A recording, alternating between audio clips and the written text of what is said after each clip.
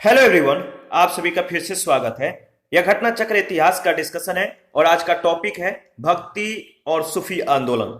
तो चलिए स्टार्ट करते हैं। बहुत ही इंपॉर्टेंट टॉपिक है, एक दो बार रिवीजन कर लीजिएगा।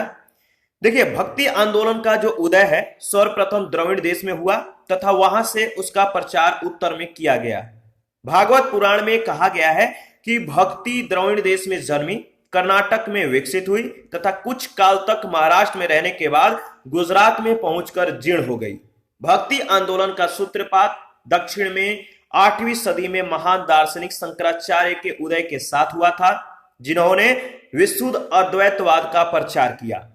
भक्ति आंदोलन को दक्षिण के वैष्णव अलवार संतों और शैव नैनार संतों ने प्रसारित किया था। भक्ति आंदोलन का पुनर्जन्म 15वीं-16वीं सदी में हुआ, जब इसके नेतृत्व की बागडोर कबीर, नानक, तुलसी, सूर एवं मीराबाई ने संभाली। मध्यकालीन भारत में सूफियों के उद्भव से समाज में समरसता फैलाने में मदद मिली। ये सूफी ध्यान साधना और कठोर श्वास नियमन जैसी यौगिक क्रियाओं को किया करते थे। वे एकांत में कठोर यौगिक व्यायाम करते थे तथा समाज में एकता और सौहार्द फैलाने तथा श्रोताओं में आध्यात्मिक हर्षोन्माद उत्पन्न करने के लिए गीतों एवं संगीत का सहारा लेते थे। याद रखिएगा, इंपॉर्टेंट है। देखिए, कामरूप जो कि असम राज्य में स्थित है, वहां पर वैष्णव धर्म को लोकप्रिय बनाने का कार्य शंकर देव ने किया था। किसने किया था? शंकर देव ने। एकेश्वरवाद उनके धर्म का मूल उद्देश्य था। वे विष्णु या उनके अवतार कृष्ण को जो है अपना अभिष्ट मानते थे। उन्होंने एक शरण संप्रदाय की स्थापना की। वे कर्मकांड एवं मूर्ति पूजा दोनों के विरोधी थे।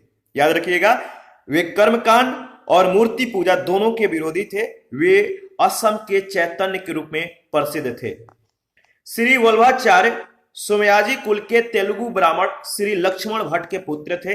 परंपरा अनुसार इन्होंने रुद्र संप्रदाय के प्रवर्तक विष्णु स्वामी के मत का अनुसरण तथा विकास करके अपना शुद्धाद्वैत मत यानी शुद्ध अद्वैतवाद या पुष्टि मार्ग प्रतिष्ठित किया। ये अग्नि के अवतार माने जाते हैं। वल्लभाचार्य जी द्वारा रचित महत्वपूर्ण ग्रंथ, याद रखिएगा, वल्लभाचार्य जी के द्वारा रचित महत्वपूर्ण ग्रंथ ब्रह्मसूत्र का अणुभाष्य और बृहदभाष्य, भागवत की सुबोधनी टीका, भागवत तत्वदीप निबंध, पूर्व मीमांसा भाष, गायत्री भाष, पत्रावलवन, दशम स्कंद, अनुक्रमणिका, त्रिविध नामावली आदि हैं।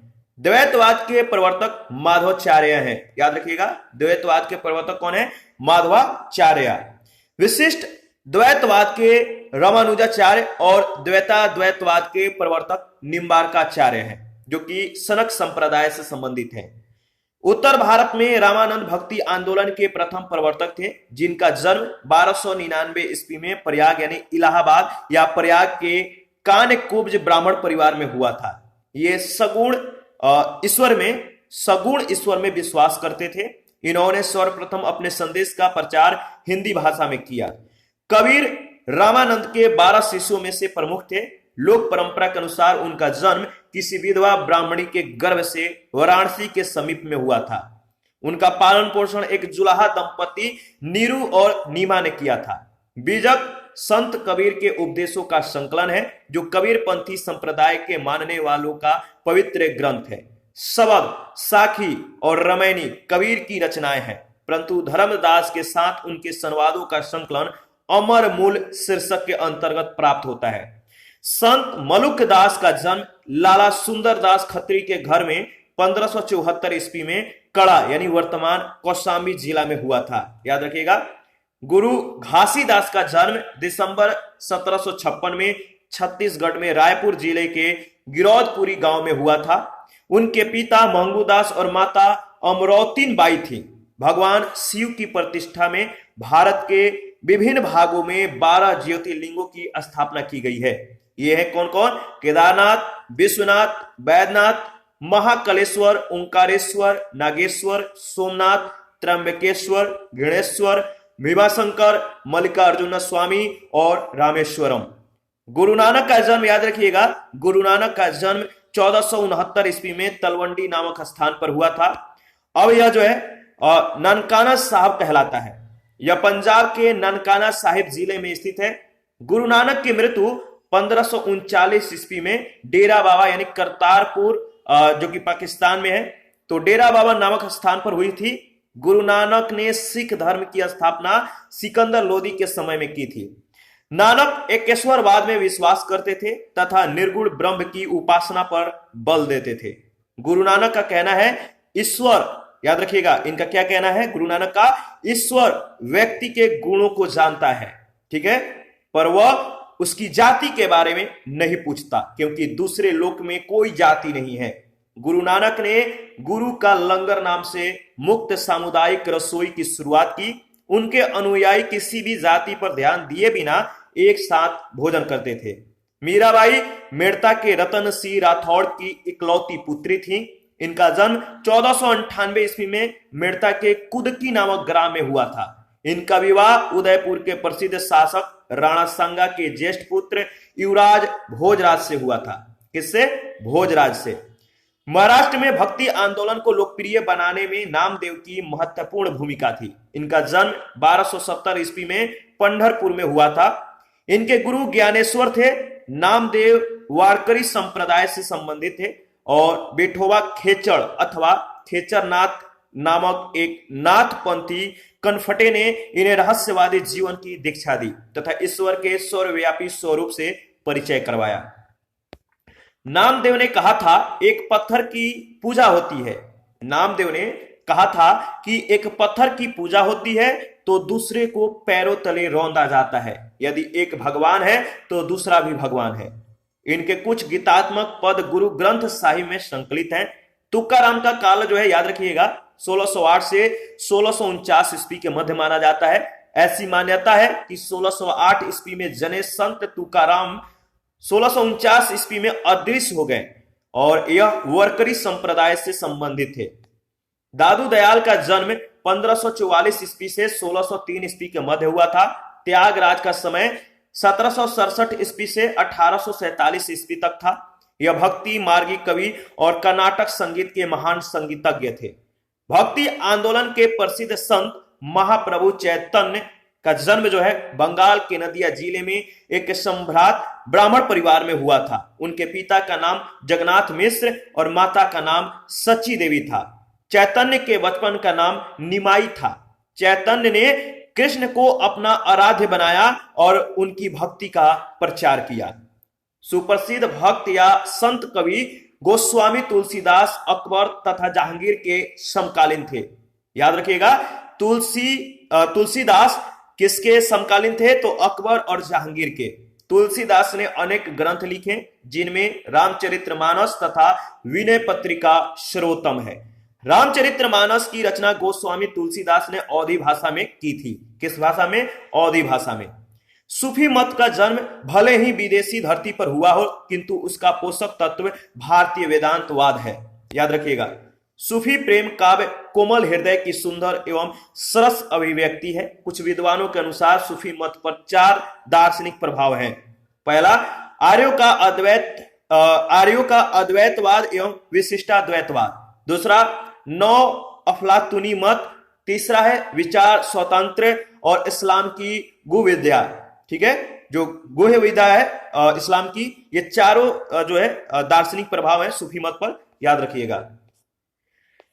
देखिए चिश्तिया सूफी जो है, चिश्तिया सूफी मत की स्थापना अफगानिस्तान के चिश्त में अबू इसहाक, याद रखिएगा, अबू इसहाक समी चिश्ती और उनके शिष्य ख्वाजा अबू अहमद अब्दाल ने की थी। मैं फिर से इसको रिपीट कर देता हूं। देखिए चिश्तिया सूफी मत की जो स्थापना है अफगानिस्तान के चिश्त में अबू इसहाक समी चिश्ती और उनके शिष्य ख्वाजा अबू अहमद अब्दाल ने की थी, किंतु भारत में सर्वप्रथम इसका प्रचार ख्वाजा मोइनुद्दीन चिश्ती के द्वारा हुआ था। वे 12वीं शताब्दी में मोहम्मद गौरी के सेना के साथ भारत आए थे। उन्होंने अजमेर, यानी जो अजमेर वर्तमान में राजस्थान में है, तो उन्होंने अजमेर में अपना निवास स्थान बनाया। 1236 ईस्वी में इनकी मृत्यु हो गई। कुतुबुद्दीन बख्तियार काकी जो है, कुतुबुद्दीन बख्तियार काकी इनके प्रमुख शिष्य थे। निसापुर के हारून में ख्वाजा मोइनुद्दीन चिश्ती ख्वाजा उस्मान चिश्ती हारूनी के शिष्य बने। शेख फरीदुद्दीन गंज स्थकर चिश्ती सिलसिले के सूफी संत थे जो बाबा फरीद के नाम से प्रसिद्ध थे, याद रखिएगा। इन्हीं के प्रयत्नों के फलस्वरूप चिश्तिया सिलसिले को भारत में लोकप्रियता मिली।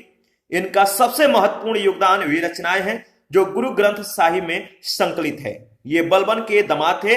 शेख निजामुद्दीन औलिया के आध्यात्मिक गुरु हजरत बाबा फरीदुद्दीन मसूद गंज शक्कर थे, जिन्हें बाबा फरीद के नाम से भी जाना जाता है। इनके अन्य प्रमुख शिष्य याद रखिएगा, अलाउद्दीन साबिर कलियारी और नसरुद्दीन चिराग देहलवी थे। शेख निजामुद्दीन औलिया की दरगाह दिल्ली में स्थित है। 1325 ईस्वी में निजामुद्दीन औलिया की मृत्यु हो गई। इन्होंने ग्यासपुर यानी दिल्ली में इन्हें जो है निजामुद्दीन औलिया की मृत्यु कब हुई? 1325 में, और इन्हें दिल्ली यानी ग्यासपुर में दफनाया गया था। शेख निजामुद्दीन औलिया ने 7 सुल्तानों का राज देखा। जो शेख निजामुद्दीन औलिया हैं, इन्होंने 7 सुल्तानों का राज देखा, जो कि एक के बाद एक सत्तासीन होते रहे, किंतु वे कभी भी किसी के दरबार में नहीं गए। जब अलाउद्दीन ने उनसे मिलने की आज्ञा मांगी तो शेख ने उत्तर दिया, क्या दिया? मेरे मकान के 2 दरवाजे हैं, यदि सुल्तान एक के द्वारा आएगा तो मैं दूसरे के द्वारा यानी दूसरे द्वार के द्वारा बाहर चला जाऊंगा। इस प्रकार उन्होंने अलाउद्दीन से मिलने से इनकार कर दिया। वे महबूब ए इलाही और सुल्तान उल औलिया, याद रखिएगा, वे महबूब ए इलाही और सुल्तान उल औलिया, संतों का राजा जिसे कहते हैं, इन नामों से ये प्रसिद्ध थे। चिश्ती शाखा के अंतिम सूफियों में शेख सलीम चिश्ती का नाम विशेष उल्लेखनीय है। इनका पिता, याद रखिएगा, जो इनके पिता हैं, इनके पिता का नाम शेख बहाउद्दीन था। ये बहुत दिनों तक अरब में रहे और वहां उन्होंने शेख उल हिंद की उपाधि से विभूषित किया गया। तत्पश्चात वे भारत लौट आए और आगरा से 36 किलोमीटर की दूरी पर स्थित सिकरी नामक स्थान पर रहने लगे, जिसे अकबर ने अपने प्रसिद्ध नगर फतेहपुर सिकरी का रूप प्रदान किया। और कहा जाता है कि जहांगीर का जन्म शेख सलीम चिश्ती के आशीर्वाद से हुआ था। चिश्ती सिलसिला है, इसका प्रभाव क्षेत्र दिल्ली और आसपास के क्षेत्रों में था, जबकि सोहरावर्दी सिलसिले का प्रभाव क्षेत्र सिंध के क्षेत्र में था। फिरदौसी सिलसिला चिश्ती सिलसिले का ही भाग था, जिसका प्रभाव क्षेत्र बिहार में था। कादरी शाखा के सर्वप्रथम संस्थापक बगदाद के शेख मुहिउद्दीन कादिर जिलानी थे। याद रखिएगा, शेख मुहिउद्दीन कादिर जिलानी थे, जिनकी गणना इस्लाम के महान संतों में की जाती है। शेख अब्दुल कादिर जिलानी की प्रमुख उपलब्धियां थी क्या? महबूब ए सुमानी, याद रखिएगा, जो ईश्वर का प्रेमी है, इसे कहा जाता है महबूब ए सुमानी, ईश्वर का प्रेमी। पीरान ए पीर यानी संतों के प्रधान, और पीर ए दस्तगीर यानी मददगार संत आदि। भारत में सर्वप्रथम इस शाखा का प्रचार शाह नियामतुल्लाह और मखदूम जिलानी ने 15वीं सदी में किया। मखदूम जिलानी ने उच्च को अपना शिक्षा केंद्र बनाया था। नक्शबंदी सिलसिले की स्थापना जो है, याद रखिएगा, 14वीं सदी में ख्वाजा बहाउद्दीन नक्शबंद ने की थी। ख्वाजा ख्वांद महमूद इस शाखा के एक प्रमुख संत थे। ख्वाजा ख्वांद महमूद इस शाखा के एक प्रमुख संत थे, जो भारत में आए और कश्मीर को अपना केंद्र बनाया, किंतु भारत में इस शाखा का मुख्यतः प्रचार 17वीं सदी के लगभग ख्वाजा बकी बिल्लाह के द्वारा हुआ, जो अपने गुरु की आज्ञा से काबुल से आए थे। शेख अहमद सरहिंदी इनके मुख्य या प्रमुख कह सकते हैं शिष्य थे, जो मुजहिद अर्थात इस्लाम धर्म के सुधारक के नाम से भी प्रख्यात है, मुजहिद। इन्होंने वजहत उल सुहूद यानी प्रत्यक्षवादी दर्शन का प्रतिपादन किया। वजहत उल सुहूद, याद रखिएगा। यह सिलसिला समा के विरुद्ध था, यानी संगीत के विरुद्ध था। सूफियों में यह सबसे अधिक कट्टरवादी सिलसिला था। इन्होंने अकबर की उदार नीतियों का विरोध किया। औरंगजेब इसी सूफी सिलसिले का अनुयायी था। सूफी संत शाह मोहम्मद गौस ने कृष्ण को औलिया के रूप में स्वीकार किया है। वह सतारी सिलसिले के सबसे प्रसिद्ध संत थे। मुगल बादशाह हुमायूं तथा तानसेन से उनका घनिष्ठ संबंध था। मोहम्मद गौस की प्रसिद्ध रचना जो है जवाहिर ए खम्स है। मोहम्मद गौस की प्रसिद्ध रचना क्या है? जवाहिर ए खम्स, जिसमें उन्होंने अपनी आध्यात्मिक खोज को जो है अभिव्यक्त किया है। उन्होंने हठ योग की एक पुस्तक अमृत कुंड का अनुवाद बहर उल हयात यानी फारसी एवं अरबी भाषा के नाम से किया है। सूफी संतों के निवास स्थान को खानकाह कहते हैं। क्या कहते हैं? खानकाह। समा एवं सूफी जो समा और एक सूफी संगीत जो समा है, याद रखिएगा, एक सूफी संगीत या समारोह का नाम है समा, जो संगीत से जुड़ा हुआ था। शेख सूफीवाद में शिक्षण और मार्गदर्शन के लिए अधिकृत व्यक्ति को कहते हैं। इस्लाम के धार्मिक कानूनों के विद्वानों को जो है उलेमा कहा जाता है। प्रेम वाटिका काव्य ग्रंथ की रचना रसखान ने की थी। इसमें इन्होंने कृष्ण के जीवन को पंक्तिबद्ध किया है। सुजान रसखान भी इनकी प्रसिद्ध रचना है। रसखान की भाषा जो है विशुद्ध ब्रज भाषा है। 12 मासा की रचना जो है मलिक मोहम्मद जायसी ने की है। जायसी की पद्मावत, अखरावट और आखिरी कलाम में से पद्मावत का हिंदी साहित्य में महत्वपूर्ण स्थान है। 12 मासा पद्मावत का ही एक भाग है। उत्तर प्रदेश में बाराबंकी से लगभग 12 किलोमीटर दूर स्थित देवास शरीफ में प्रसिद्ध सूफी संत हाजी वारिस की या हाजी वारिस अली शाह की जो है मजार स्थित है। ध्यान रखिएगा कहां पर? तो उत्तर प्रदेश में बाराबंकी से लगभग 12 किलोमीटर दूर स्थित देवास शरीफ में किनका मजार स्थित है? तो हाजी वारिस अली शाह की। ईसा मसीह यानी जीसस क्राइस्ट का जन्म लगभग 4 ईस्वी पूर्व में यहूदिया प्रांत के बेथलेहम नामक नगर में हुआ था। ईसाई मान्यता के अनुसार ईसा मसीह सूली पर चढ़ाए जाने के तीसरे दिन पुनर्जीवित हुए थे और इसी की याद में जो है ईस्टर त्योहार मनाया जाता है। ईस्टर त्योहार गुड फ्राइडे ईसा मसीह के शहीदी दिवस के रूप में ईसाइयों के द्वारा जो है मनाया जाता है। ठीक है, याद रखिएगा।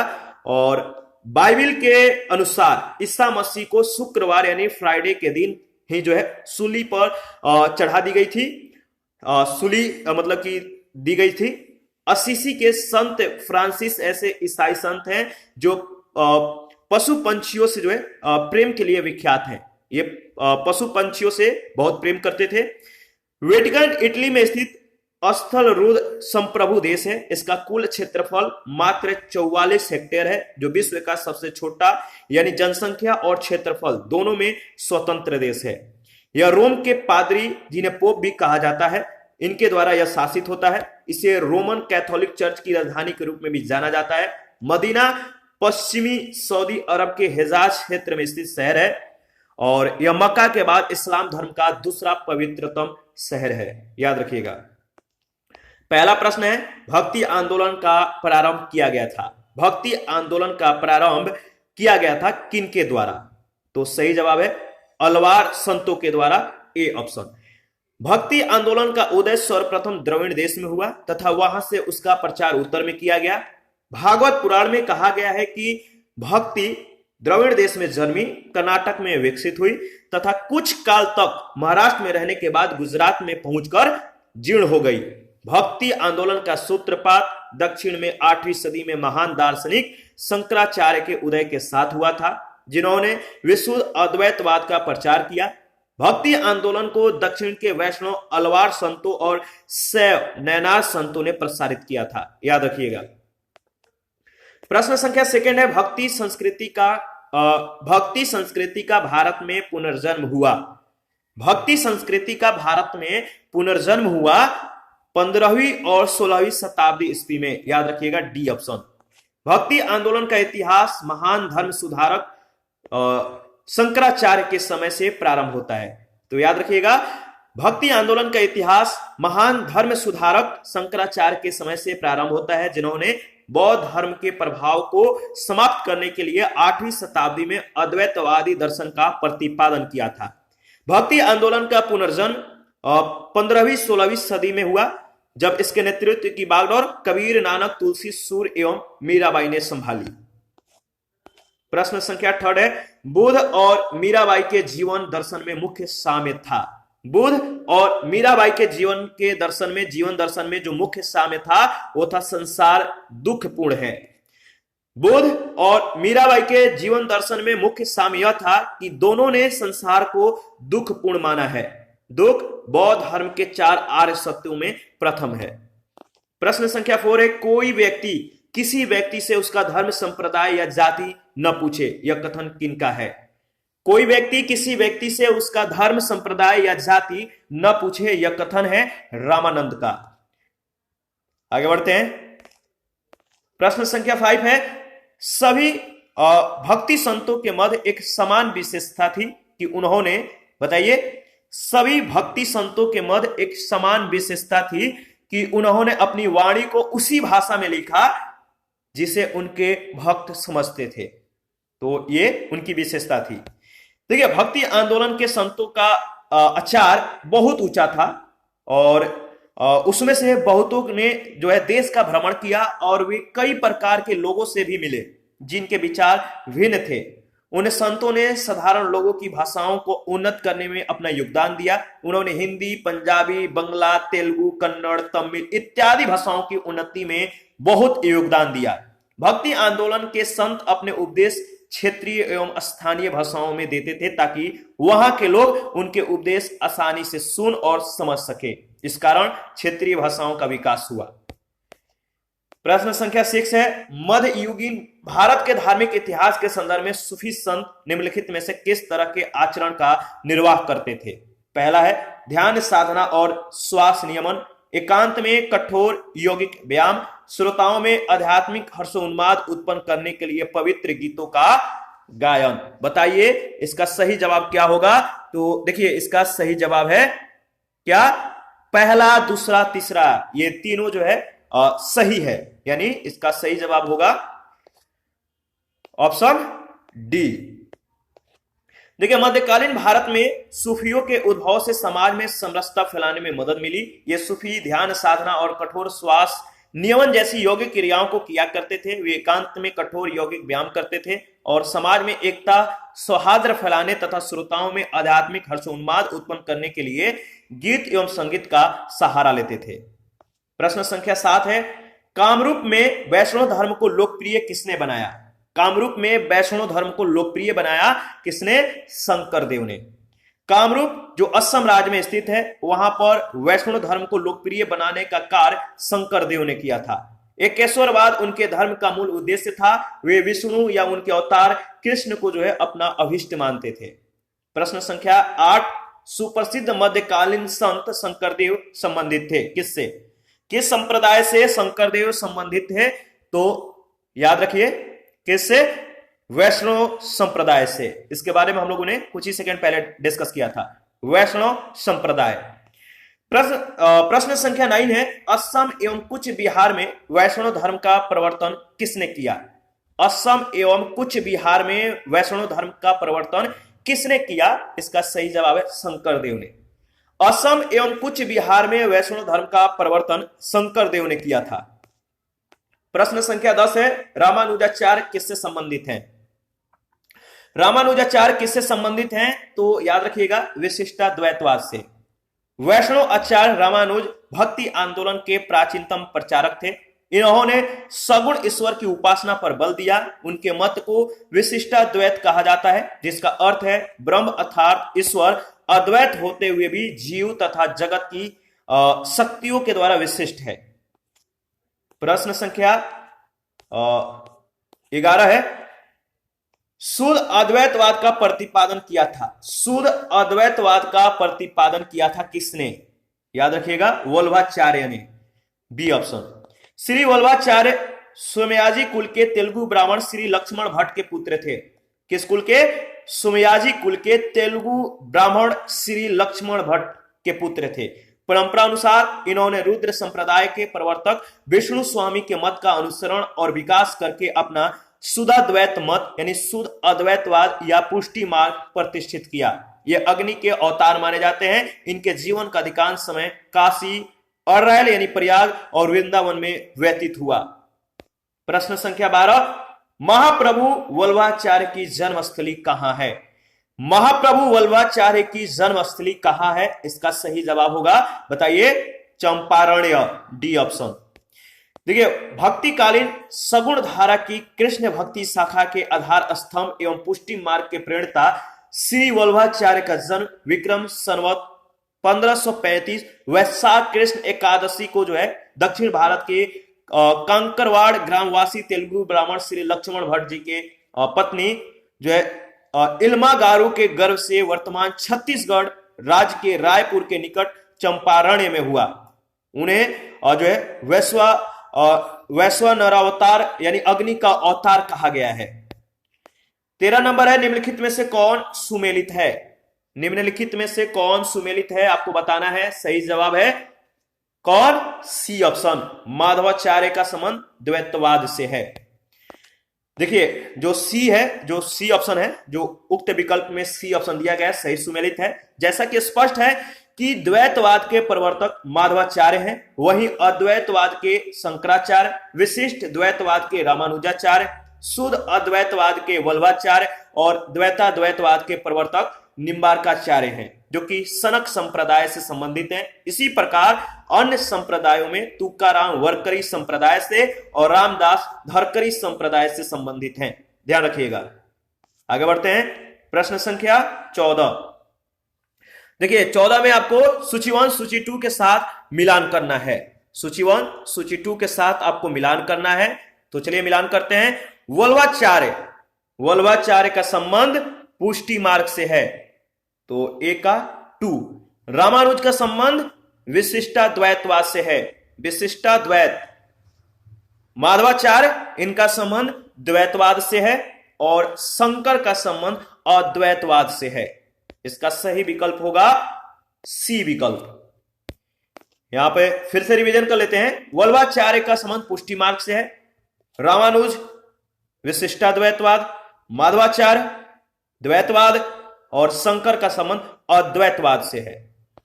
प्रश्न संख्या 15, निम्नलिखित कथनों पर विचार कीजिए। 2 कथन है। बीजक संत दादू दयाल के उपदेशों का एक संकलन है। और कथन 2, पुष्टि मार्ग के दर्शन को माधवाचार्य ने प्रतिपादित किया। इसका सही जवाब क्या होगा? न तो पहला और न ही दूसरा कथन सत्य है। तो सत्य क्या है डिस्कस कर लेते हैं। देखिए बीजक जो है संत कबीर के उपदेशों का संकलन है, जो कबीर पंथी संप्रदाय के मानने वालों का पवित्र ग्रंथ है। पुष्टि मार्ग वैष्णव संप्रदाय के अंतर्गत आता है। पुष्टि मार्ग का दर्शन वल्लभाचार्य के द्वारा प्रतिपादित किया गया था। दोनों कथन जो है असत्य हैं। ठीक है। 16 नंबर है, निम्नलिखित में से किस भक्ति संत ने अपने संदेश के प्रचार के लिए सबसे पहले हिंदी का प्रयोग किया? निम्नलिखित में से किस भक्ति संत ने अपने संदेश के प्रचार के लिए सबसे पहले हिंदी का प्रयोग किया? सही जवाब है रामानंद, सी ऑप्शन। ध्यान रखिएगा, रामानंद। देखिए उत्तर भारत में रामानंद भक्ति आंदोलन के प्रवर्तक थे, प्रथम प्रवर्तक थे, जिनका जन्म 1299 में प्रयाग के कान्यकुब्ज ब्राह्मण परिवार में हुआ था। प्रयाग तथा वाराणसी में उन्होंने शिक्षा प्राप्त की थी। ये सगुण ईश्वर की जो सगुण ईश्वर है इसमें विश्वास करते थे। इन्होंने भक्ति को मोक्ष का एकमात्र साधन स्वीकार करते हुए राम सीता की उपासना का आदर्श समाज के सामने रखा। इन्होंने सर्वप्रथम अपने संदेश का प्रचार हिंदी भाषा में किया। रैदास का जन्म वाराणसी में, तुलसीदास का जन्म चित्रकूट यानी राजापुर में तथा कुंभन दास का जन्म व्रजभूमि यानी मथुरा के आसपास में हुआ था। 17 नंबर है, मध्यकालीन भारत के निम्नलिखित में से किस संत का जन्म प्रयाग में हुआ था? तो आपको मालूम है सही जवाब क्या होगा? सही जवाब है रामानंद का। ठीक है। 18 नंबर है, कबीर शिष्य थे। कबीर किनके शिष्य थे? तो देखिए कबीर जो है रामानंद के शिष्य थे। याद रखिएगा कबीर जो है कबीर रामानंद के 12 शिष्यों में से प्रमुख थे।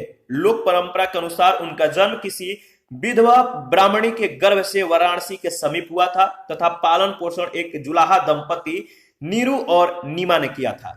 प्रश्न संख्या 19 है, बीजक का रचयिता कौन है? बीजक का रचयिता कौन है? तो आपको मालूम है बीजक के रचयिता कबीर हैं, बी ऑप्शन। बीजक के रचयिता कबीर हैं। यह कबीर पंथी संप्रदाय के अनुयायियों का मुख्य धार्मिक ग्रंथ है, जिसमें कबीर के दोहे का संकलन है। प्रश्न संख्या 20 है, कबीर एवं धर्मदास के मद संवादों के संकलन का शीर्षक है। कबीर एवं धर्मदास के मद जो संवाद है इसके संकलन का जो शीर्षक है वो क्या है आपको बताना है। तो सही जवाब है अमर मूलक। इनके मद कबीर और धर्मदास के मद संवादों के जो संकलन का शीर्षक है वो है अमर मूलक, अमरमूल, सॉरी अमर मूलक नहीं अमरमूल, बी ऑप्शन। देखिए इसके बारे में देख लेते हैं। जो शबद है, शबद साखी रमैनी, ये कबीर की रचनाएं हैं। जो शबद साखी और रमैनी है ये किनकी रचनाएं हैं? कबीर की। परंतु धर्मदास के साथ कबीर के संवादों का संकलन अमर मूल शीर्षक के अंतर्गत प्राप्त होता है। 21 नंबर है, मलुकदास एक संत कवि थे। मलुकदास एक संत कवि थे, कहां के? तो कड़ा के। याद रखिएगा, मलुकदास कड़ा के एक संत कवि थे। मलुकदास कड़ा के संत कवि थे। संत मलुकदास का जन्म लाला सुंदरदास खत्री के घर में जो है 1574 ईस्वी में उत्तर प्रदेश के कड़ा में हुआ था, यानी वर्तमान कौशाम्बी जिला में। 22 नंबर है, संत घासीदास के पिताजी का क्या नाम था? संत घासीदास के पिताजी का नाम क्या था? सही जवाब है महंगू। देखिए, गुरु घासीदास का जन्म जो है दिसंबर 1756 में छत्तीसगढ़ के रायपुर जिले के गिरौदपुरी गांव में हुआ था। उनके पिता महंगूदास और माता अमरौतीन थी। पिता का नाम महंगूदास, माता का नाम अमरौतीन। 23 नंबर है, निम्नलिखित में से कौन सा एक सही कालानुक्रम है? कौन सा एक सही कालानुक्रम है? इसका सही जवाब होगा शंकराचार्य, रामानुज और चैतन्य, यानी ए ऑप्शन। इसके बारे में डिस्कस कर लेते हैं। देखिए, शंकराचार्य का काल जो है लगभग 8वीं शताब्दी है। रामानुज का काल 1017 से 1137 ईस्वी तक, और चैतन्य के काल जो है 1486 से 1534 ईस्वी तक था। प्रश्न संख्या 24 है, निम्न में से भक्ति संतों का सही तैथिक यानी अनुक्रम चुनिए। कालानुक्रम चुनिए। तो सही जवाब होगा कबीर, गुरु नानक, चैतन्य, इसके बाद मीराबाई, यानी ए ऑप्शन। ठीक है, ध्यान रखिएगा। कबीर का जो समय है 1398 से 1518 ईस्वी। गुरु नानक का जो जन्म है 1469 से 1539 ईस्वी। चैतन्य का जो समय है 1486 से 1534 ईस्वी। और मीराबाई का जो समय है 1498 से 1557 ईस्वी। तो याद रखिएगा, कालानुक्रम में प्रश्न पूछे जाते हैं। 25 नंबर है, भगवान शिव की प्रतिष्ठा में कितने ज्योतिर्लिंग स्थापित है? भगवान शिव की प्रतिष्ठा में कितने ज्योतिर्लिंग स्थापित है? तो आपको मालूम है, सही जवाब होगा 12 ज्योतिर्लिंग। देखिए, भगवान शिव की प्रतिष्ठा में भारत के विभिन्न भागों में 12 ज्योतिर्लिंगों की स्थापना की गई है। ये कौन कौन है 12? तो केदारनाथ है, विश्वनाथ, वैद्यनाथ, महाकालेश्वर, ओंकारेश्वर, नागेश्वर, सोमनाथ, त्र्यंबकेश्वर, गणेश्वर, भीमशंकर, मल्लिकार्जुन स्वामी और रामेश्वरम।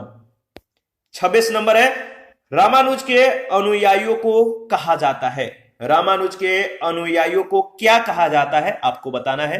तो सही जवाब है वैष्णव। भक्ति आंदोलन के प्रचारक प्रसिद्ध वैष्णव आचार्य रामानुज ने सगुण ईश्वर की उपासना पर बल दिया। उनका मत विशिष्टाद्वैत कहा जाता है। उनके अनुयायी वैष्णव कहलाए। प्रश्न संख्या 27, निम्नलिखित में से कौन सा स्थान गुरु नानक का जन्म स्थल था? निम्नलिखित में से कौन सा स्थान गुरु नानक का जन्म स्थल था? सही जवाब है ननकाना, सी ऑप्शन। देखिए, ननकाना गुरु नानक का जन्म स्थल था, जिसे तलवंडी के नाम से भी जाना जाता है। उक्त स्थान पर इनका जन्म 15 अप्रैल 1469 को हुआ था। यह पश्चिमी पंजाब, जो कि पाकिस्तान का एक हिस्सा है, तो यह पश्चिमी पंजाब के ननकाना साहिब जिले में स्थित है।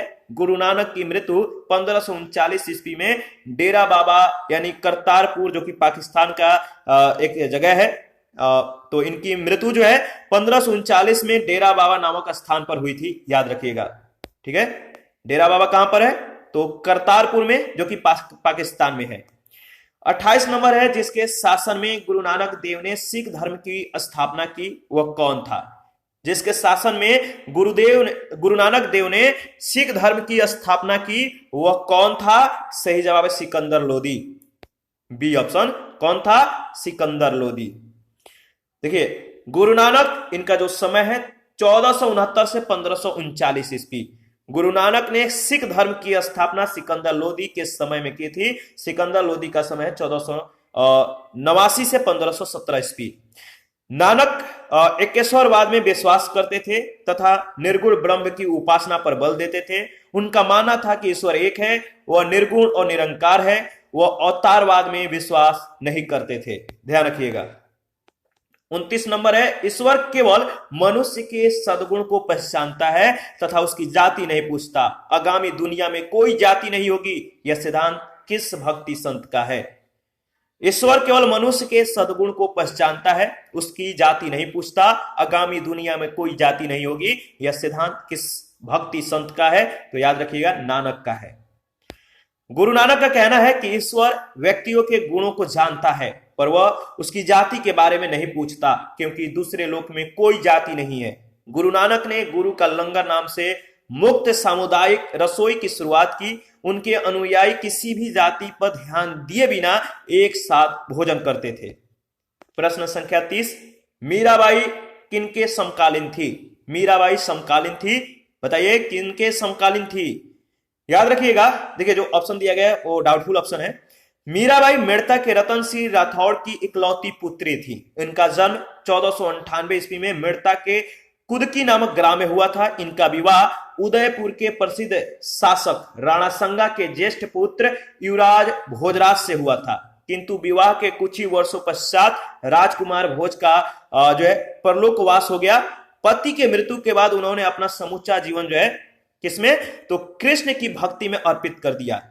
ये महान कवि या महाकवि जो है तुलसीदास, गुरु नानक और चैतन्य के समकालीन थी, जबकि रामकृष्ण परमहंस इनके समकालीन नहीं थे। याद रखिएगा। प्रश्न संख्या 31 है, प्रसिद्ध भक्त कवित्री मीरा के पति का नाम क्या था? प्रसिद्ध भक्त कवित्री मीरा के पति का नाम था, याद रखिए क्या था? राजकुमार भोजराज, बी ऑप्शन। आप लोग कमेंट बहुत कम करते हैं, कमेंट किया करिए, ठीक है। और इसी के साथ आज का सेशन समाप्त करते हैं। नेक्स्ट सेशन में हम लोग बचे हुए प्रश्नों को कवर करेंगे। आप अपना प्रतिक्रिया जरूर दीजिए, आपके प्रतिक्रियाओं का हमें बेसब्री से इंतजार रहता है। और जिन लोगों ने Telegram channel, Telegram quiz group, Facebook page, Instagram को ज्वाइन नहीं किया है तो प्लीज आप लोग ज्वाइन कर लीजिए। इसका लिंक वीडियो के डिस्क्रिप्शन बॉक्स में दिया गया है। और घटना चक्र का ऑल पीडीएफ हमारे पास अवेलेबल है, अगर आपको जरूरत है तो आप हमें कमेंट कर सकते हैं। थैंक यू, मिलते हैं नेक्स्ट सेशन में।